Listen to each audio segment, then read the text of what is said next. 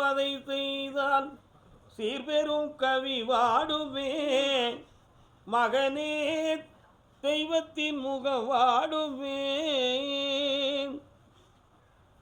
உன் மகனை போய் பார்த்தேன், சொற்ப வருமானத்தை கூட சுபிட்சமாக குடும்பத்துக்கு கொடுக்கறது அவனுக்கு மனசுன்னு தெளிவடையலை. தேவையில்லாத நட்பால் கொஞ்சம் மன வருத்தங்களும் குழப்பங்களையும் அனுபவிச்சுக்கிட்டு இருக்கான். புரியுதா? புரியுதே? நீ ஆடிக்கிட்டே இருக்க, நான் பாடிக்கிட்டே இருக்கேன். கொஞ்சம் அங்கிட்டு உட்காந்து பிறகு வாரீங்களா? அதனால் இப்போதைக்கு அவனுக்கு சனி பகவானுடைய தோஷத்தால் குடும்பத்தில் ஒத்துப்போகக்கூடிய குணங்கள் கொஞ்சம் குறைவு. அவன் திருப்பதிக்கு ஒரு முறை போயிட்டு வரணும்னு அவன் மனசுக்கு ஒரு பிளான் வச்சுருக்கிறான். சென்று வருவான். வேறு என்ன வேணும் அவனுக்கு? வேலையை பற்றி கவலையே வேண்டாம், சரியாயிடுவான். ஒழுக்கத்தை பற்றி கொஞ்சம் கூட கவலைப்படலையா? நான் நினைக்கல. நான் சொன்னது நீ தான் புரியவே இல்லையே. புரியுதா? ஒரு பெண்ணால் அவனுடைய உள்ளம் பாதிக்கக்கூடிய விதியில் இப்போ சுரண்டு கொண்டு இருக்கிறான். அவன் மனதை மாற்றி தெளிவு பண்ணித்தாரேன். இந்த அப்படி வெற்றி பாப்பா கல்யாணம் பௌர்ணமியில் வந்து உத்தரவுக்க. இந்த மகளே ஐஸ்வர்யமாக இரு. கர்பசாமிக்கு கர்பசாமிக்கு பட்டுக்கோட்டை நரம்பு வயிறு சம்பந்தமான பிணிகள். அதே மாதிரி பிள்ளையினுடைய மனநிலைகள் சரியாக இருக்கும், உடல்நிலைகள் சரி இருக்காது. உடல்நிலை சரியாக இருக்கும், பொருள்நிலை சரியாக இருக்காது. இதெல்லாம் இருக்கின்ற நிலை. செய்வன வீவன கோளாறு ஒன்றுமே நடக்கலை. இது இயற்கையின் சுழற்சி. வீணாக கற்பனை செய்ய வேண்டாம். விவசாயத்தை பெருக்கித்தாரேன், உயிர் சேதம் இல்லாமல் ஆக்கித்தாரேன். வேறு என்ன வேணும்? படிக்கலாம், வெற்றியாக்கலாம், டாக்டர் ஆகுவான். கர்பசாமிக்கு கர்பசாமிக்கு மதுரை மாநகர் மதுரை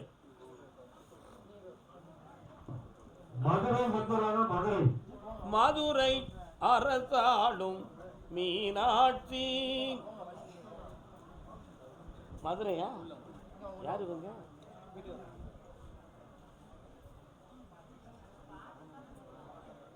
உங்களுக்கு மதுரை இல்லையே? மதுரை மாவட்டம். எந்த இடம்? உசிலம்பட்டி பேரையூரா?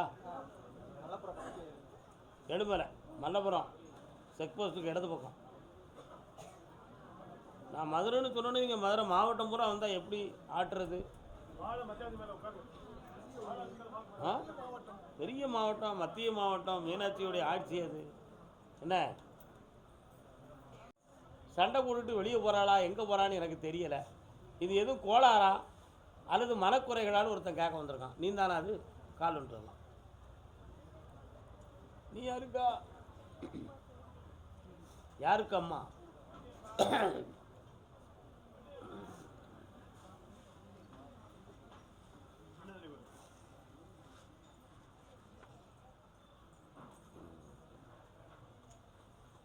என்னடா தம்பி,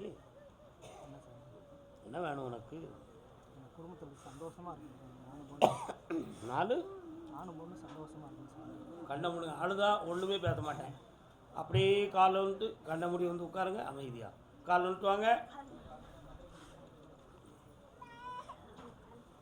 நெஞ்சமும் கனலாகி நீராகும் போது நிம்மதி என் வாழ்வில் இனியேது. கொஞ்சிடும் மொழி கேட்டு மகிழ்ந்தவள் எங்கே? உங்க வீட்டு பக்கம் போனேன், மாரியம்மா இருக்காள.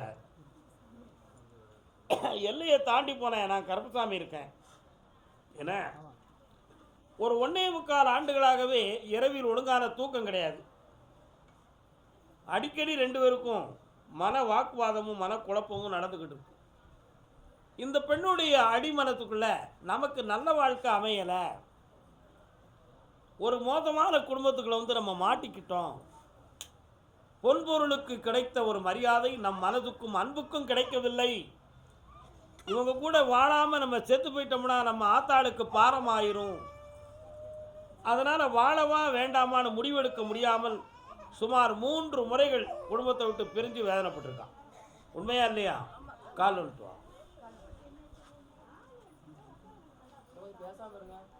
ஏம்மா நான் பேசணுமா நீங்கள் பேசணுமா? நான் தான் பேசணும். யார் எப்படி இருந்தா என்ன? உன்னை கெட்டினவன் நான் உன்னை நல்லா வச்சிருக்கோம்ல. அதனால உன் மனதை நீ பக்குவப்படுத்த வேண்டியதானே. அப்போ உடனே நானும் மனுஷி தானே, எனக்கு எத்தனை வார்த்தைகளை தான் கேட்க முடியும், எத்தனை பேர் சூடான சொல்லத்தான் நான் அனுபவிக்க முடியும். ஒன்று அவங்க வாயை அடக்கு, இல்லைன்னா அவங்கள விட்டு என்னைய தனியை கூட்டு போ அப்படி கட்டளையிடுதா. உனக்கு அது முடியலை. இதனால் நடக்கு இந்த நாடகம். ஆனால் என்னைக்கோ ஒரு நாள் இது தற்கொலையில் போய் முடியும் அப்படிங்கிற ஒரு சந்தேகம் ஒன்று உள்ளத்தில். அப்படி ஒரு நிலைமை நடந்துருமோ என்ற பயம் உன் உள்ளத்தில். நான் அதைத்தான் செய்வேன், அப்படி இல்லைன்னா ஊரை விட்டு ஓடுவோம்னு இவன் உள்ளம். இப்படி ஒரு வாழ்க்கை வேணுமாடா தம்பி? உள்ளத்தை திருத்துங்களப்பா. கால் ஒன்று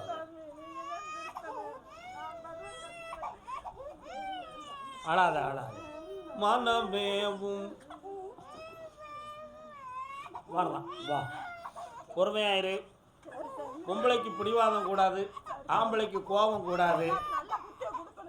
ஆமாம், இந்த பிள்ளை வயத்தில் இருக்கும்பொழுது 4வது மாதத்திலிருந்து ஏற்பட்ட விளைவு தான், அதிலிருந்து வந்த வினை. அதுக்கு பிள்ளை என்ன செய்யும்? உங்கள் தலைவிதி அப்படி எழுதப்பட்டிருக்கு. ஆனால் இந்த நிலைகளில் ஒரு மாற்றம் ஏற்படும் என்பது உண்மையாகிவிட்டது. 3 முறை என்னை பார்க்கவா, உன் குடும்பம் அமைதியாயிரும், செல்வமாயிரும். தங்க நகைகள் கை வந்து சேர்ந்து புன்னகையோடு வாழ்வாய், பொன்னகையோடும் இருப்பாய். இல்லை, நீ கேட்குற கேள்விக்குள்ளே எத்தனை அர்த்தம் இருக்குன்னு எனக்கு தெரியும். நான் எல்லாத்தையும் ஓப்பனாக சொன்னால் நீ தாங்க மாட்டேன். இந்த மகளே, செல்வாக்காரு செல்வா, உன் பிள்ளைய வாழ வச்சாச்சு, நிம்மதியா இருக்கு. போங்க அங்கிட்டு. கர்மசாமிக்கு எனக்கு ஒரு பொண்டாட்டி வேணும் ஐயா. கிடைக்க மாட்டேங்க ஐயா. கிடைச்சவங்க பூரா நல்லா இருக்காங்களா? சரி, அது வேற பக்கம். கல்யாணம் முடிக்கணும்னு ஒருத்தன் காட்டு வந்திருக்கான். அதுதான் நான் சொன்னேன். நீங்கள் என்ன நினைச்சீங்க? வேற மாதிரி நினைச்சீங்களோ? உங்களை மேலே அப்படி இல்லையே. கல்யாணம் நடக்க வேண்டும் என்று சொல்லி, யாருக்கு கல்யாணம் நடக்கணும்? நான் கல்யாண மாப்பிள்ளையே இங்கே வந்திருக்காரு. ஒரு மாப்பிள்ளையே இங்கே வந்திருக்காரு. வாடா மாப்பிள்ளை, வா, கால் வந்துட்டு வா. கெட்டிக்காரன் இருக்காரு அப்படின்னா நமக்கு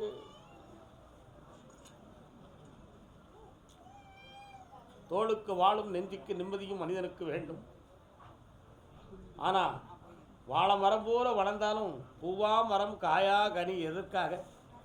தேவையில்லையே. வரலாம். எங்கிருந்தோ ஆசைகள். இன்னும் ஒரு தரம் கால் விட்டு வா.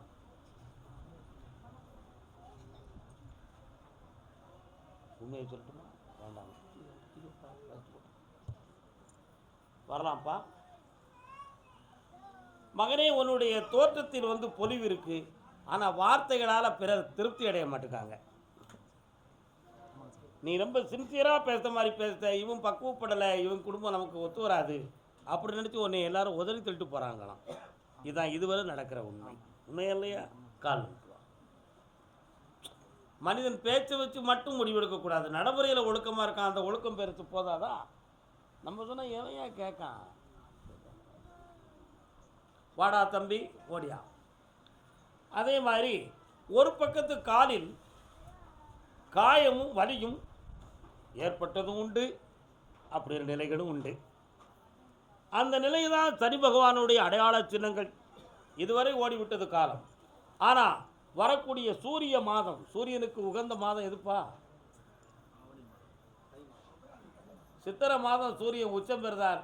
அதனால் தமிழ் மாதத்தில் சித்திரையை 1 என்றும், ஆவணி மாதத்தில் தன்னுடைய சொந்த வீட்டுக்கு வருகிறார். அதனால் அதுவே ஆண்டுவின் கணிக்கை என்றும் ஆண்டறிக்கையாக சொல்வார்கள். வரக்கூடிய ஆவணி மாதத்துக்கு உட்பட அருமையான ஒரு பெண்ணாக, ஒரு கடை வியாபார ஸ்தாபனம் வைத்திருப்பவருடைய குடும்பத்தில் இருந்து அந்த பெண் புறப்பட்டு உன் மனைவியாகிறாள். வெற்றி உண்டு, ஜெயிச்சு தாரேன். ஆனந்தமாக இருப்பாய் மகனே, இனி எந்த தடையும் இல்லை, ஜெயிக்கிறேன். பௌர்ணமிக்கு வந்து சேர்ந்துடா. நல்லா கர்மசாமிக்கு என் வீட்டில் திருமணம் நடக்கணும்னு தலைவன் தலைவி காட்டு வந்திருக்காங்க. அம்மா, நீ யாரு? அப்படியா? வெங்காயமாக கிடக்கு. நீங்கள் இருக்கிற சந்தை மார்க்கெட் எங்கே இருக்கு?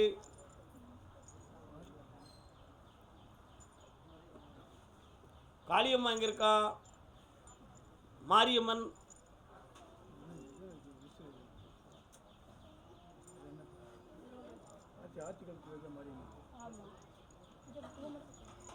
எங்க? அது எங்க இருக்குமா? உட்காரலாம்.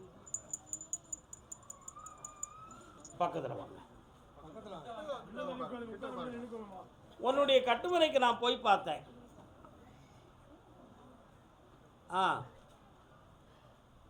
குடும்பத்துக்குள்ள இருக்கக்கூடிய பெட்டி தெய்வம் என்னும் குல தெய்வம் இப்போதைக்கு உச்சாடனமாக இல்லை.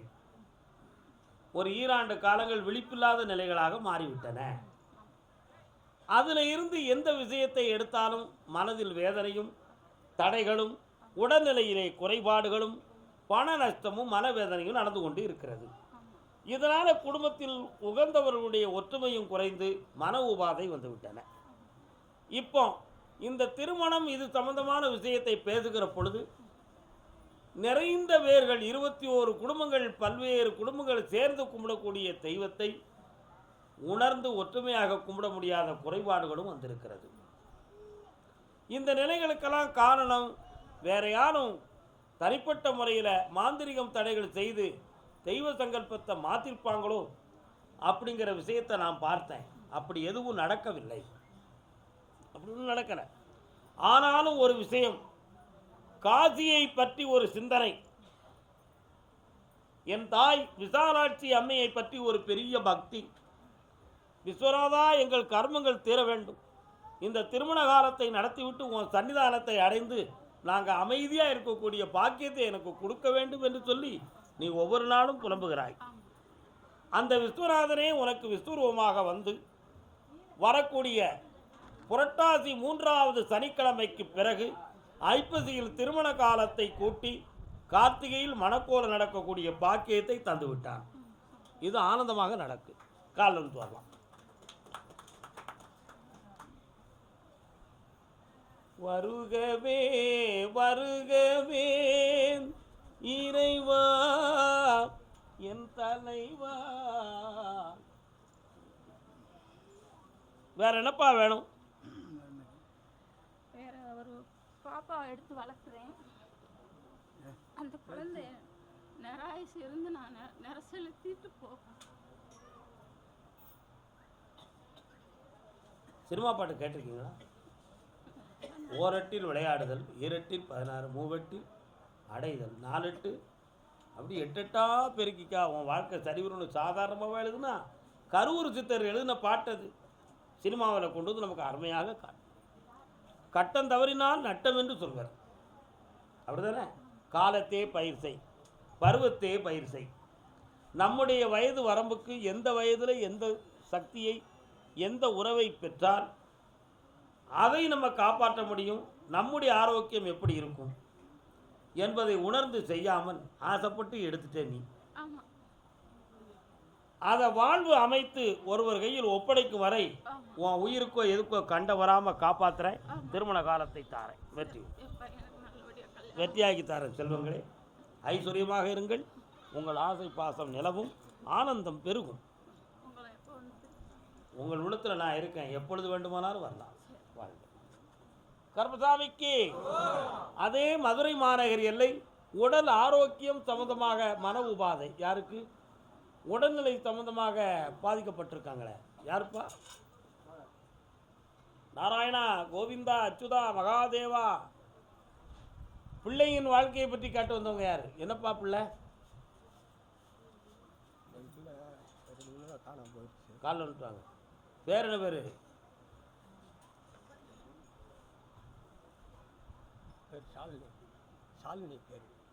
உட்கார். கண்ணை முடிக்க நல்ல நிமிந்து உட்காந்துக்கா.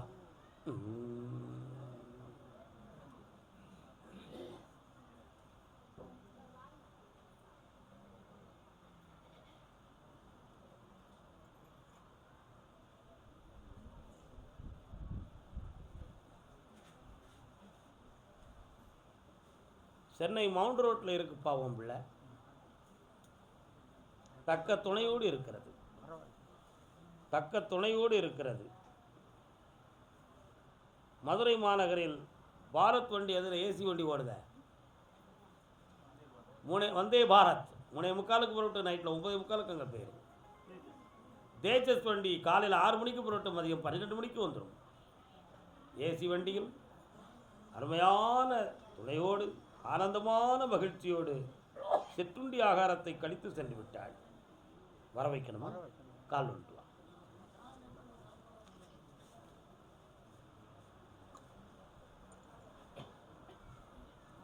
தனியை வர வைக்க வேண்டாம், சோனியா வர வைக்கணும்னு சாமி சொல்கிறார்.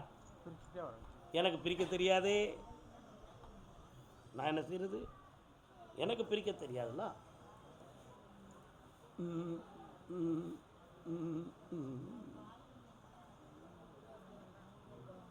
அப்படியா?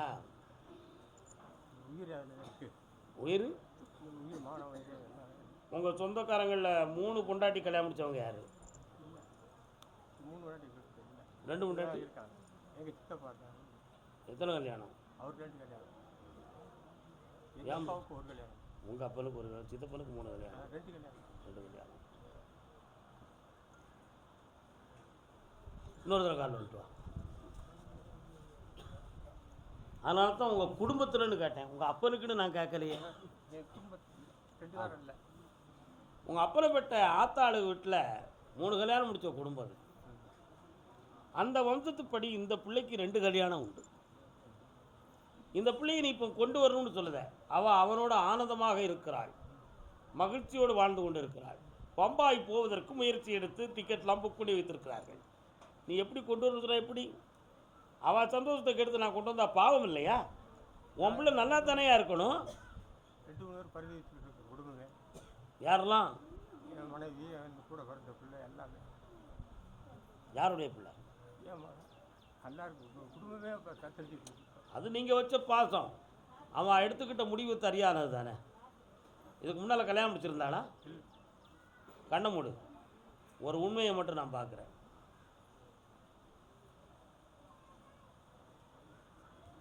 நீ 1 கோடி இல்லை பல கோடி ரூபா கொடுத்தாலும் உன் பொண்ணு அவனை விட்டு பிரிய மாட்டான். 3 மாதங்களுக்கு பிறகு சர்வ ஜோடியோடு ஆனந்தத்தோடு உன் முன் காட்சி அளிப்பான். வெற்றிகரமாக நடக்கும். உன் மனத்தை பக்குவப்படுத்தி உங்களுக்கு வேதனை இல்லாமல் காப்பாற்றுறேன். இந்த பிறவியில் அவள் விதி அதுதான், மாற்ற இயலாது. ஆனந்தத்துடன் வாழ்வீராக. வாழ்க. கர்மசாமிக்கு கர்மசாமிக்கு. அதே மதுரை மாநகர் என்னுடைய நகை சரடு செல்வங்கள் வீணானதே, மீட்ட முடியவில்லையே என்று வேதனைப்பட்டு வந்தவர்கள். வாங்கப்பா. யாரு? என்னென்ன நகையெல்லாம் சொல்றீங்க?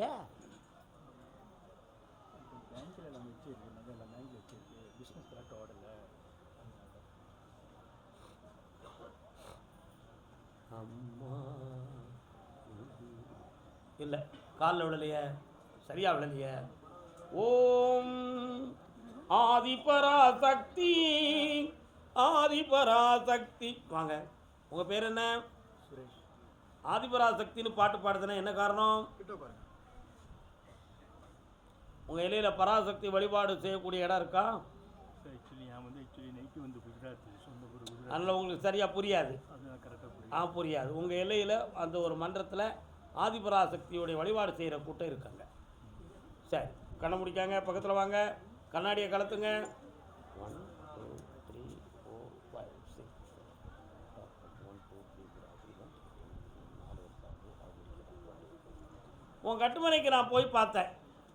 4.5 ஆண்டுகளுக்கு முன்னால் டாக்குமெண்ட் அக்ரிமெண்ட் சம்மந்தமான விஷயங்கள் போட்டு அதில் இன்னும் நிறைவேற்ற முடியாத பிஸ்னஸ் சொந்தமான லாஸ் ஆகிருக்கிய, பணம் கொடுத்து மீட்ட முடியாத எதுவும் இருக்குது. இப்போதைக்கு உன்னுடைய தொழிலை தொடங்க முடியாத மனவேதனையும் கடன்களால் குழப்பமும் நடந்துக்கிட்டு இருக்கு. உண்மையா? காலம் சொல்லலாம்.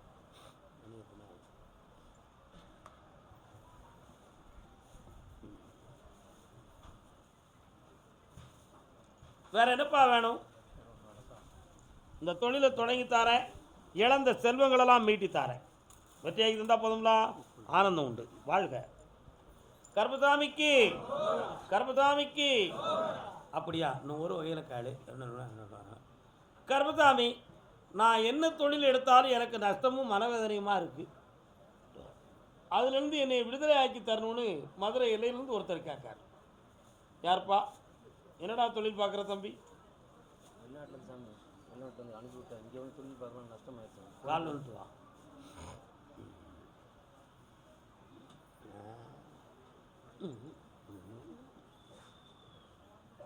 இப்போ நீ ஏர்போர்ட்டுக்கு போனால் உன்னை நிப்பாட்டுருவாங்கடா. ஒரு வருஷமாக போக முடியல. நிப்பாட்டுவாங்க. என்னன்னு கேட்டேன். என்கொயரியில் கொஞ்சம் குழப்பம் இருக்குன்னு சொல்லிடுது சாமி. கால் வந்துட்டு வா.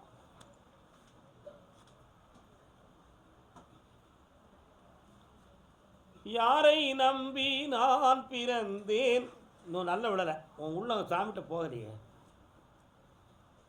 சும்மா சும்மா குனிஞ்சு வந்தால் எவங்க சமாளிப்பான்?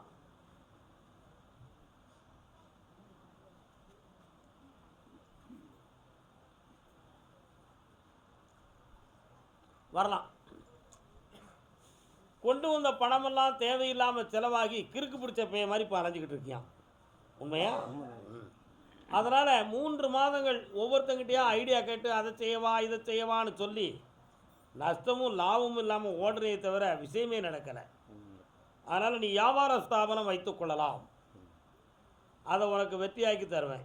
வெளிநாட்டு யோகம் இதுக்கு அடுத்து இல்லை. இந்தியாவிலே உனக்கு ஒரு தொழிலை அமைச்சு தரேன். கஷ்டப்படாமல் இரு. 3 மாத காலம் அவகாசம் இருக்குது. பொறுமையாக இருந்து செயல்படுவாயாக. வெற்றி உண்டு. கர்மசாமிக்கு வெற்றி கேட்டு வந்தவர்கள். என்னப்பா பிள்ளை உனக்கு? பெரிய என்ன பக்கத்தில் நிற்கலாம். இவ்வளோ 100 கால் ஒன்றா எலி.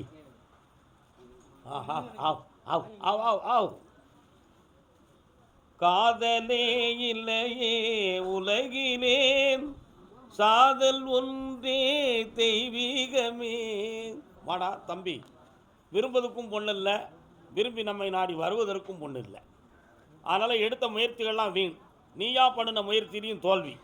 இந்த நிலைகளிலிருந்து எனக்கு மாற்றமான வாழ்க்கை உண்டா இல்லையா, அல்லது இந்தியாவை விட்டு வேற எங்கேயும் போய் பிழைக்கக்கூடிய ரூட்டு கிடைக்குமா என்ற மனக்குழப்பம் அவன் உள்ளத்தில் இருக்குது. கால் வந்துட்டுவான்.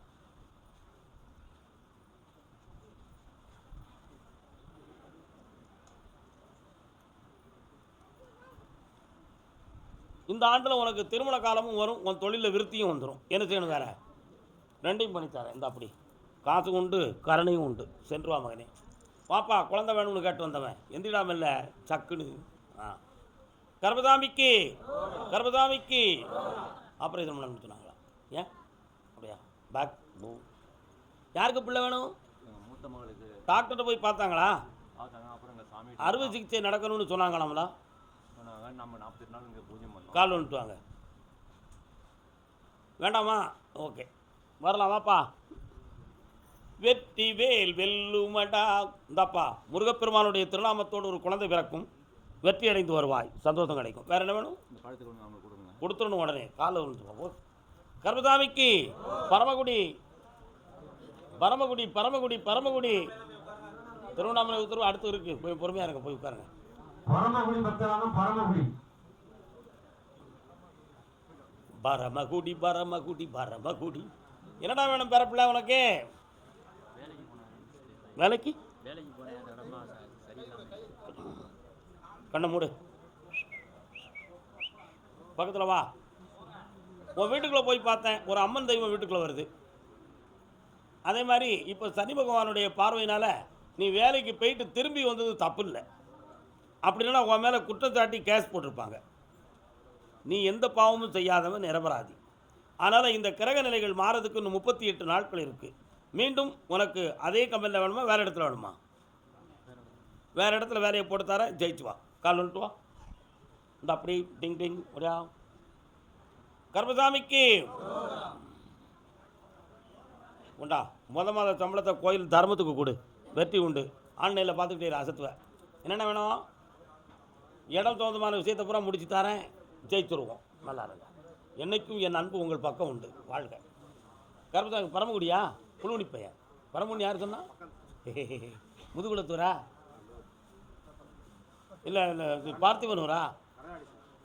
இல்லை முதுகுளத்தூருக்கு. ஆமாம். என்ன கடலாடி உடலாடி இருக்கியப்பா இப்படி குடல்வாடி நிற்கான் பாவம் கால் வந்துட்டுவான். எதுக்கும் ஆமான்னு சொல்லிடுவோம். என்ன நடந்துற போது? ஆமாம். கேளம்மா வாப்பா வாப்பா வாப்பா வாப்பா. என்ன வேணும்? கால் வந்துட்டு வா. வணக்கம் அண்ணாச்சி, நல்லா இருக்கீங்களா?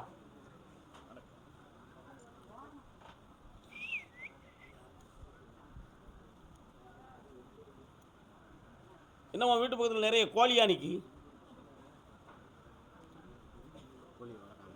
அப்படியா? கோழி பண்ணையா சும்மா வீட்டு கோழிகளா? நிறைய பக் பக் பக் பக்னு இருக்குது. என்ன சாமி கோழியை காட்டினேன்னு சொன்னேன். முட்டை அப்படின்னாரு. என்ன முட்டை அப்படின்னு காட்டேன். உன் வீட்டு பக்கத்தில் முட்டை எல்லாம் ஓதி போட்டு பல பிரச்சனைகள் நடந்திருக்கு.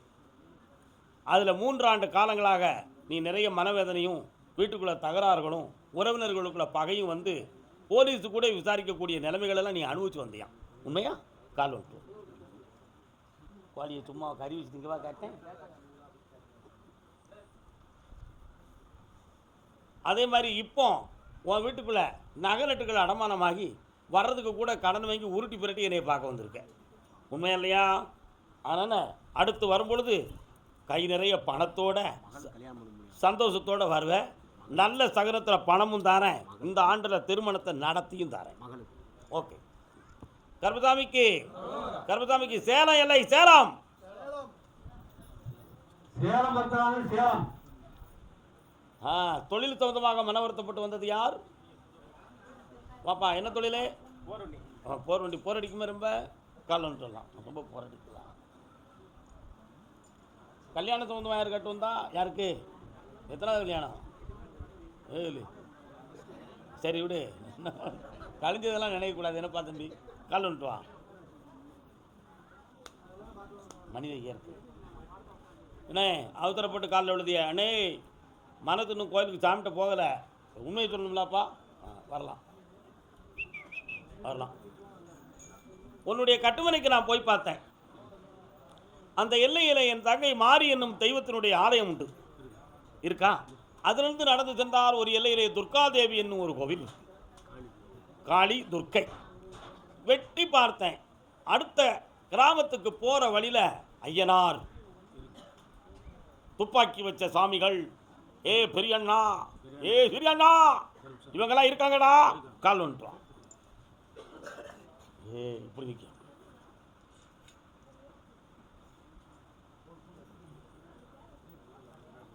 இப்போ உன் தொழிலை போய் பார்த்தேன். ஒரு இடத்துக்கு போனால் வண்டி அந்த இடத்துலேருந்து 2ஆம் தரம் நகலாமறி லாக் ஆகி அங்கேருந்து எடுக்கிறதுக்கு பணம் செலவழிச்சா தான் வரும் அப்படிங்கிற நிலைமையில் கிடக்கு.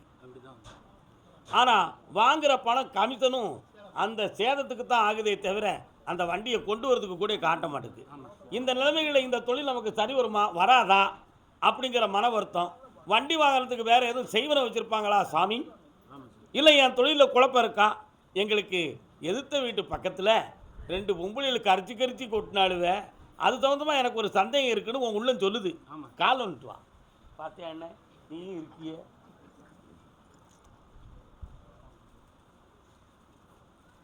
வரலாம். இந்தாப்பா உன் தொழிலில் செய்வன நடந்தது உண்மைதான். அதை நீக்கி வெற்றியாக்கி உன்னைய காப்பாற்றித்தாரேன். சரியா? 9ஆம் தேதி அன்னைக்கு என்னைய வந்து பார். 10ஆம் தேதி வரை இருந்து செல். வண்டியை போட்டோ எடுத்து வந்துரு. பேர் நட்சத்திரம் கொண்டு வா. வண்டி கருப்புசாமி வர நீ வா. அடிப்போம். கருப்புசாமிக்கு வழிகாட்டு மாளிகை போகிற கருப்புசாமியா வெறும் கருப்புசாமியா? கருப்புசாமி. சரி ஓகே.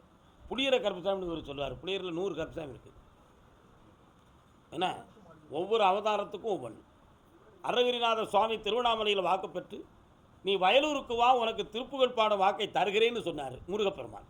உடனே அருணகிரி கேட்டார், முருகா காட்சியை இங்கு கொடுத்தாய், கருணையும் இங்கு கொடுத்தாய், வாக்குக்கு மட்டும் வயலூர் வரை இந்த எளியே நடந்து வர வேண்டுமா அப்படின்னு கேட்டார்.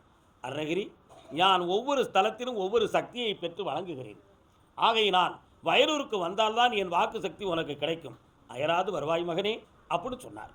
உடனே வயலூருக்கு சென்று முருகப்பெருமான்கிட்ட வாக்கு வாங்கி உலகமெல்லாம் புகழும்படி திருப்புகளை 12,000 திருப்புகள் பாடினார். அப்போ ஒவ்வொரு இடத்துக்கும் ஒவ்வொரு அவதாரத்துக்கும் ஒரு சக்தி உண்டு என்பதற்கு விளக்கம்தான் இந்த இடம்.